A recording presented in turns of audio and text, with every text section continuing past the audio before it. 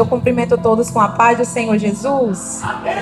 Motivo de alegria a gente poder se reunir. E eu acho lindo a forma como o Senhor vai confirmando as coisas no decorrer do culto. Porque se a gente ficar atento, desde o começo do culto ele está falando. Ele vai ensinando sobre como a gente se comportar, como a gente cultuar, o que a gente deve considerar ou não. A gente só tem que estar atento. E eu convido você a abrir a sua Bíblia em Romanos.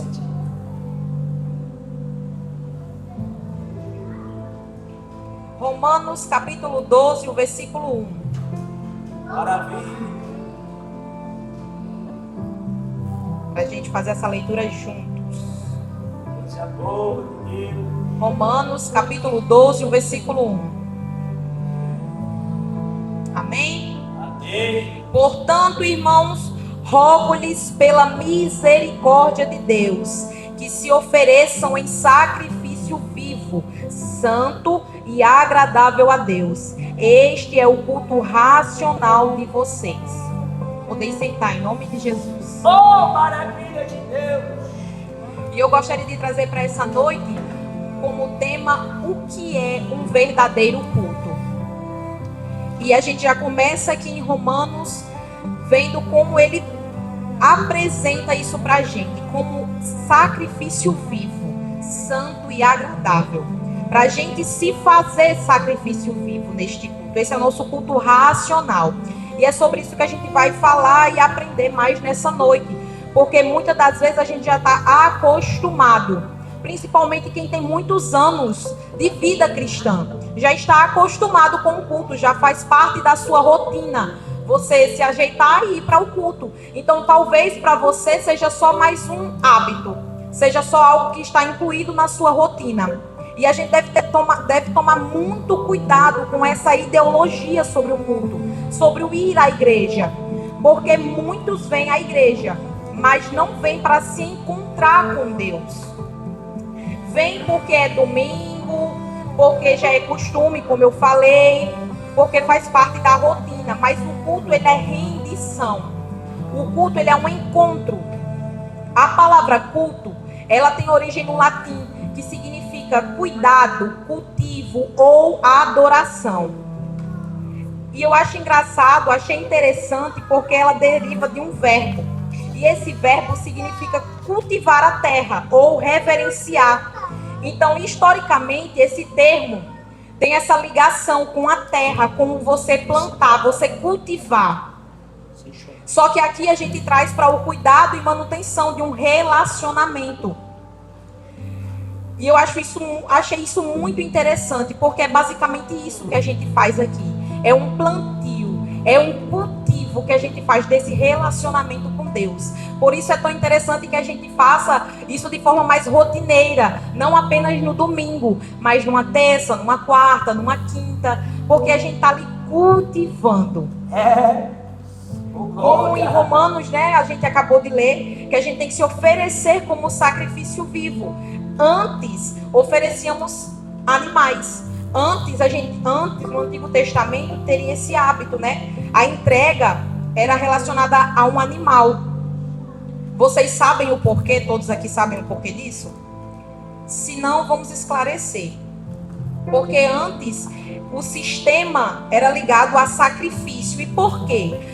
Para expiação dos pecados, como forma de adoração a Deus e como reconhecimento da santidade de Deus.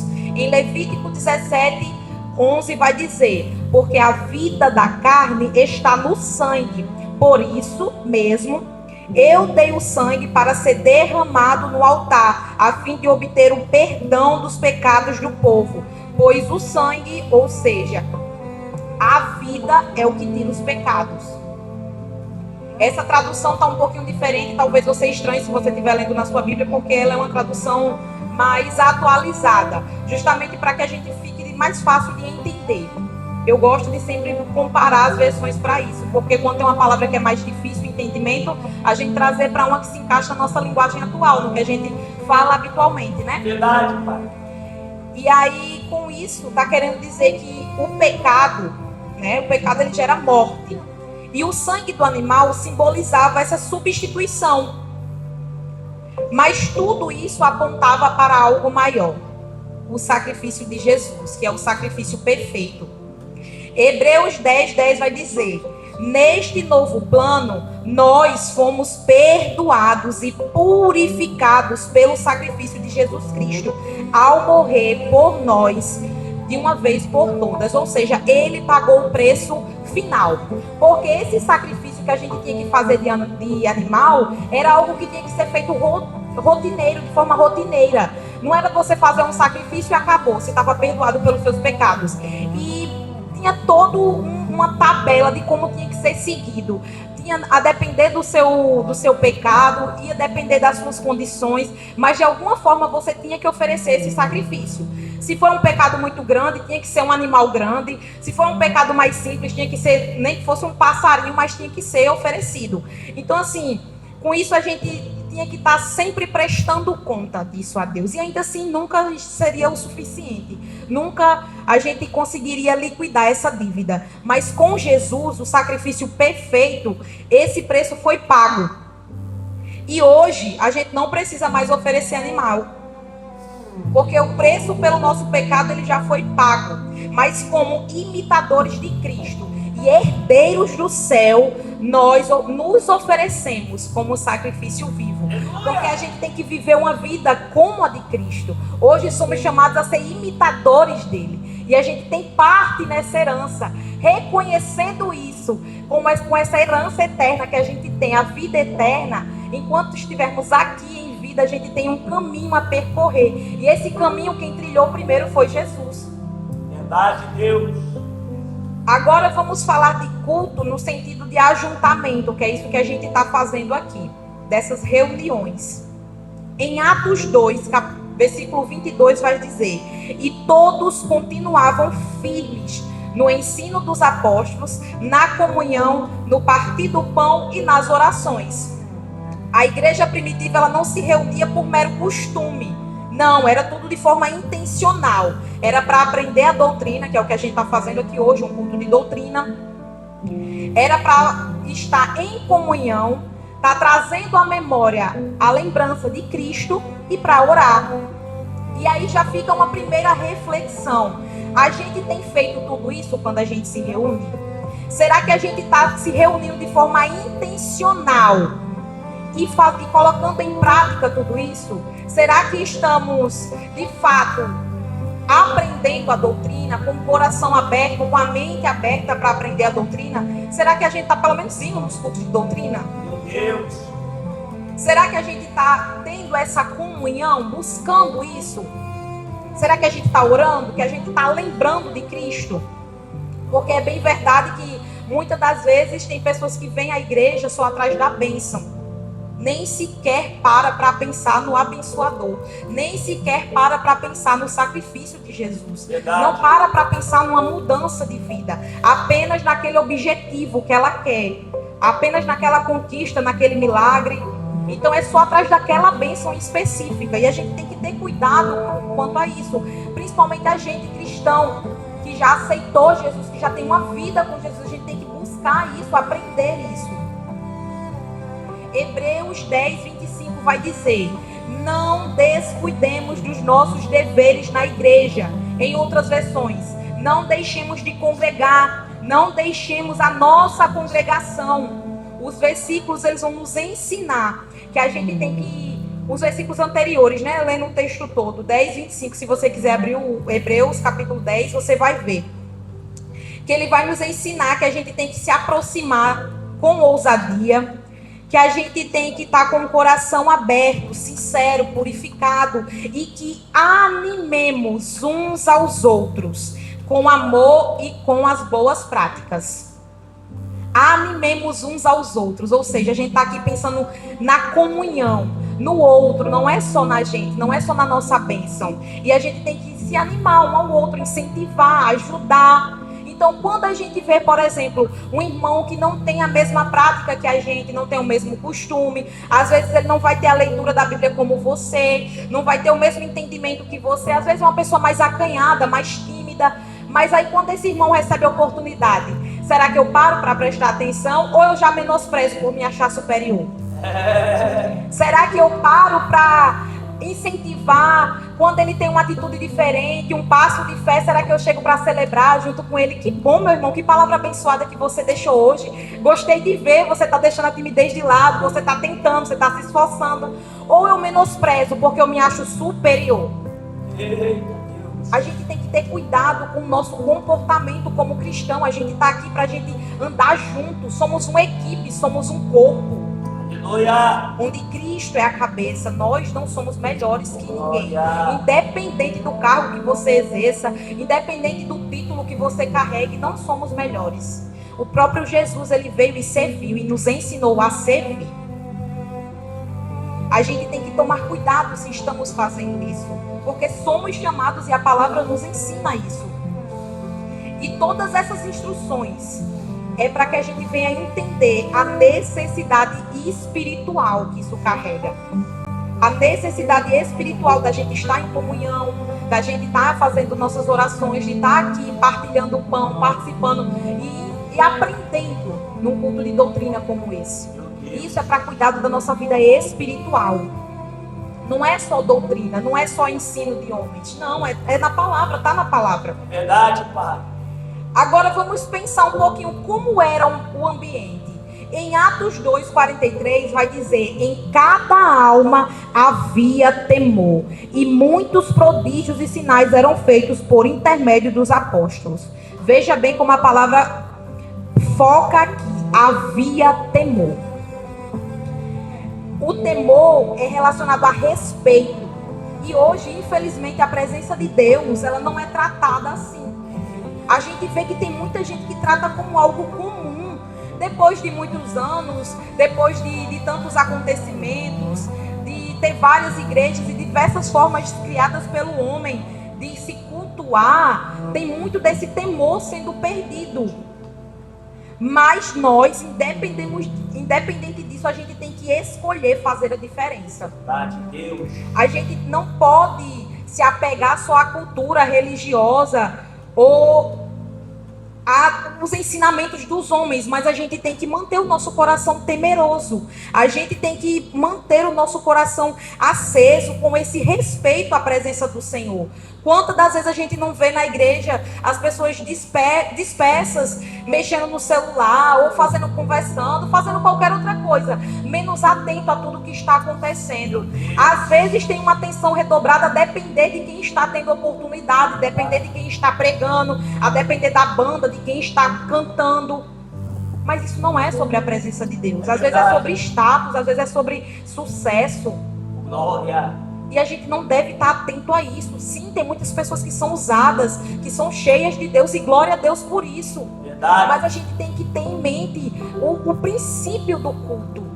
A gente vem aqui atrás do Senhor, atrás da presença do Senhor. Não é o homem, não é quem vai estar pregando na noite, não. Até porque se do alto não vier, daqui, meu irmão, nada espere. E como a gente deve nos comportar? Em Eclesiastes 5:12 vai dizer: guarda o teu pé quando entrares na casa de Deus. Em outras versões diz: seja reverente. Tome cuidado. É um alerta que nos faz observar diante de quem estamos. Guarda os teus pés ao entrar na casa do Senhor. Ou seja, você não está entrando em qualquer lugar. Você não está chegando em qualquer lugar. Não é necessariamente que a gente vai chegar e vai tirar a sandália, né? Então tem um salmo que diz, né? Tira a sandália dos teus pés. É um salmo ou é Êxodo, né? Isso. Vai dizer pra gente tirar a sandália do pé. Né? E às vezes a gente leva pro lado literal, de fato, tirar a sandália. Mas não é isso, é em questão da inclinação do nosso coração. É a gente se afastar da nossa arrogância, da nossa prepotência e entender que estamos diante de Deus, que é maior e soberano do que qualquer pessoa que esteja no altar, de que qualquer pessoa que esteja aqui. Salmos 100 vai dizer: celebrai com júbilo ao Senhor todos os moradores da terra, servir ao Senhor com alegria, apresentai-vos diante dele com cântico, sabei que o Senhor é Deus, foi ele quem nos fez e somos dele, somos o povo do seu rebanho e do seu pastoreio. Entrai por suas portas com ações de graça e em seus átrios com hinos de louvor.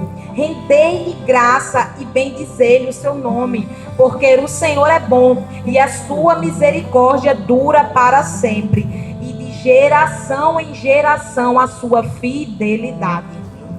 Olha que coisa linda.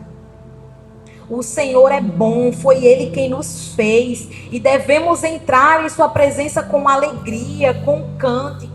Quando o pastor está aqui ensinando acerca disso, motivando você a cantar, motivando a você a se movimentar, motivando a você a manifestar essa alegria de alguma forma, não é só porque ele quer ver você se balançando, pulando, não, é porque ele sabe.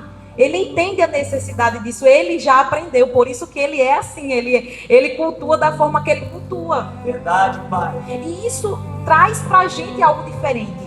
Vai dizer que quando você abre o seu coração, começa a glorificar, começa a adorar, começa a se envolver e esquecer das coisas, você não sente algo diferente. Verdade. A gente sente algo diferente. E é isso que a gente deve fazer, a gente deve ser grato. Devemos nos apresentar com alegria, com gratidão, porque afinal de contas estamos aqui nos encontrando com o nosso Criador, com o nosso Salvador. E o problema muitas das vezes, igreja, é isso, a gente vem aqui sem a consciência do que está fazendo, como se viéssemos receber, como se fosse Jesus quem tem que nos dar algo. Aleluia! Diga aí comigo, misericórdia. Misericórdia! Diga mais uma vez, misericórdia. Misericórdia! Porque não é Jesus quem tem que nos dar algo. Se Ele quiser nos dar, glória a Deus. Mas a gente vem aqui apresentar, a gente vem aqui dar. A gente tem que vir aqui dar o nosso melhor, dar a nossa gratidão, dar o nosso louvor por tudo que Ele já fez. Ainda que Ele não faça nada, não acrescente nada, mais nada à nossa vida. Ainda que Ele não venha te dar um carro, ainda que Ele não venha te dar a casa dos sonhos, ainda que Ele não venha te dar uma família que você tanto sonha em construir, ainda que Ele não venha te dar um filho, e talvez seja o seu maior sonho, mas ainda assim, nesta vida, não acrescentando-te mais nada, Ele já te deu o melhor. Ele pagou o preço pelos seus pecados e te deu a eternidade. A gente tem acesso a Ele. A gente não está mais condenado a passar a nossa eternidade no inferno, a não ser que a gente queira. A gente tem a possibilidade de escolher. E é por isso que a gente deve ter reverência e nos comportar como os servos, com um coração humilde, com um coração grato. Colossenses 3,17 vai dizer: e tudo o que fizerdes, seja em palavra ou seja em ação, fazei em nome do Senhor Jesus, dando por Ele graças a Deus Pai. Tudo o que você for fazer, seja palavra ou seja ação, faça para a glória do louvor do Senhor. Seu modo de falar, no seu trabalho, sua forma de se comportar, de reagir, porque isso é muito importante. Às vezes a gente até consegue controlar a forma da gente ser, mas aí quando a gente é atacado, quando a gente é beliscado, quando alguém pisa no nosso calo, a forma da gente reagir é muito importante que a gente venha vigiar quanto a isso, porque o inimigo, o acusador de nossas vidas, está só esperando. Verdade. Ele fica só esperando as situações acontecer para causar em nós essa acusação. É cristão. Vai lá, eu imagino ele juntinho de Deus, catucando assim: teu filho aí, o que tu pagou um alto preço na cruz. O que é que tá fazendo? Como é que ele tá valorizando. Olha o que ele está fazendo diante de você. E muitas das vezes a gente sente isso na nossa consciência. Quando a gente faz alguma coisa de errado, quando a gente reage como não é pra gente reagir, automaticamente vem aquela tristeza de pensar: caramba, e agora? Só que se a gente automaticamente se arrepender, pedir perdão, estamos perdoados. Só que o inimigo usa disso para causar em nós culpa, desânimo, tristeza e muitas vezes para paralisar. A gente tem que ter consciência disso, para a gente saber lutar com ele. E para fechar, vamos refletir acerca de um culto verdadeiro, independente do local. Como diz em João 4:23, mas vem a hora e já chegou, em que os verdadeiros adoradores adorarão o Pai em espírito e em verdade. Jesus ele deixa claro que não é sobre o lugar, não é sobre o monte ou sobre Jerusalém, porque a samaritana estava preocupada com isso. Depois do diálogo ali com Jesus, ela estava preocupada. Tá, mas agora que o Senhor já revelou, que ela confessa, eu vejo que você é profeta.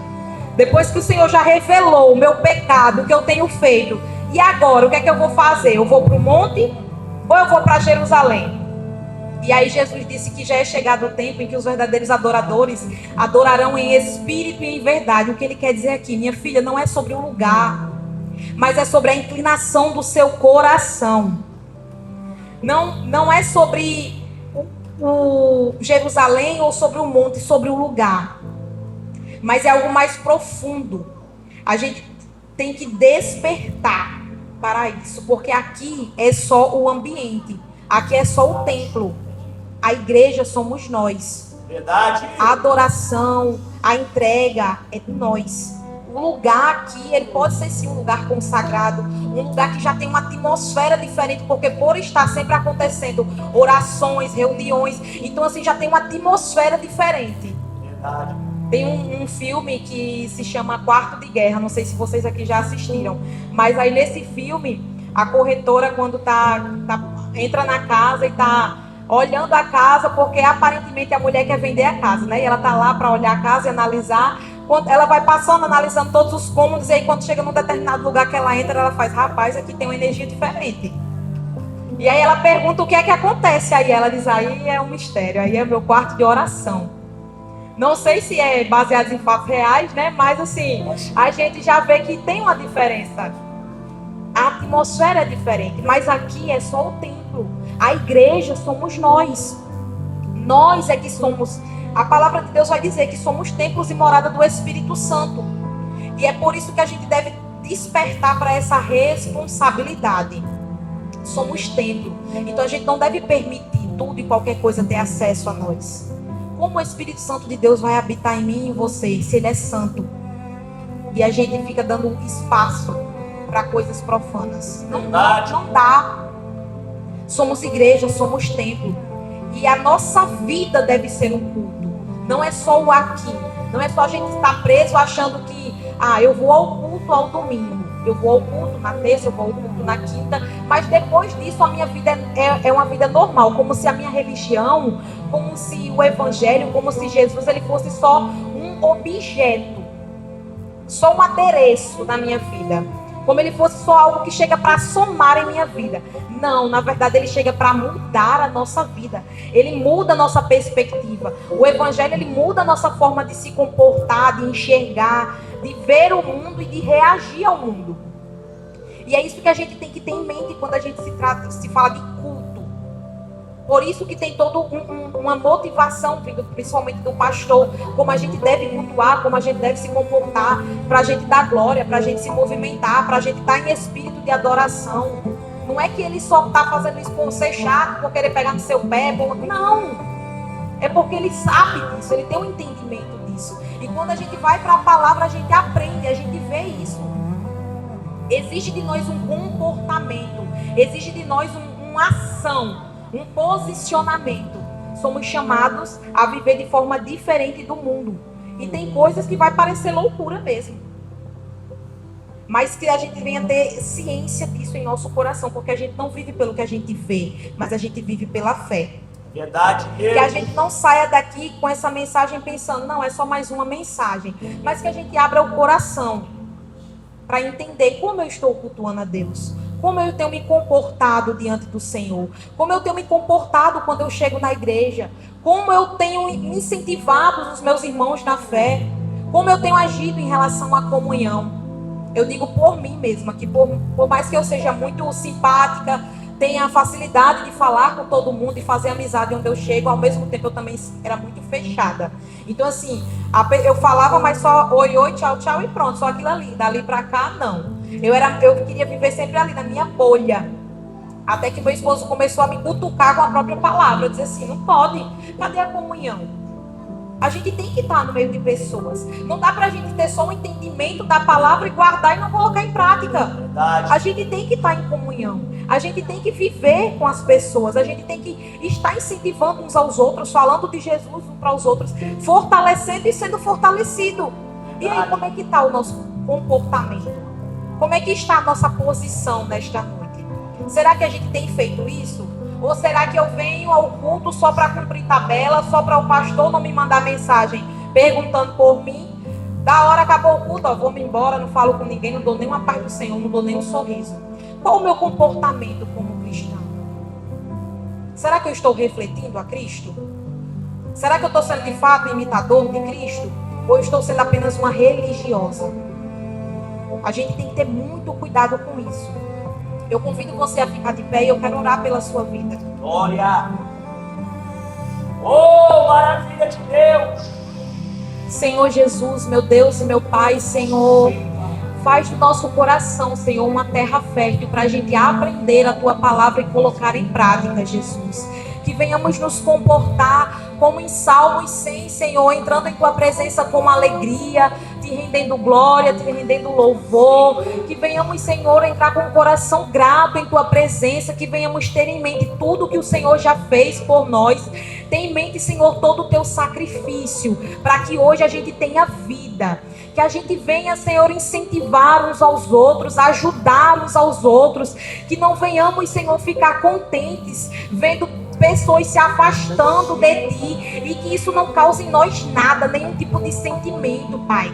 Mas que a gente venha fazer a diferença, que a gente venha abraçar, que a gente venha motivar, que a gente venha viver em comunhão, que a gente venha ter aceso em nosso coração o que ardia na igreja primitiva no começo, que a gente venha ter aceso em nosso coração o desejo de aprender a Tua palavra, de trazer à memória todos os Teus ensinamentos, toda a Tua vida aqui, todos os Teus sacrifícios, Senhor. Que a gente venha ansiar pelo dia de culto, que a gente venha chegar aqui com o nosso coração alegre, com o nosso coração grato, desejando que essa presença aumente, transborde em nossa vida e reflita na vida dos que estão ao nosso lado, Senhor. Nos faz despertar, Senhor, para a nossa forma de cultuar. Não nos deixa, Senhor, entrar na rotina, na mesmice. Não nos deixa, Senhor, ficar acostumados com isso e perder o primeiro amor, Senhor. Mas que a gente venha despertar para uma vida contigo, Senhor, verdadeiramente te adorar em espírito e em verdade. Que não venhamos nos apegar ao local ou a quem está aqui em cima do altar, mas a Tua palavra, a Tua presença, Jesus. Que venhamos sair daqui convictos disso e colocando em prática em nome de Jesus. E eu já agradeço a minha rica oportunidade.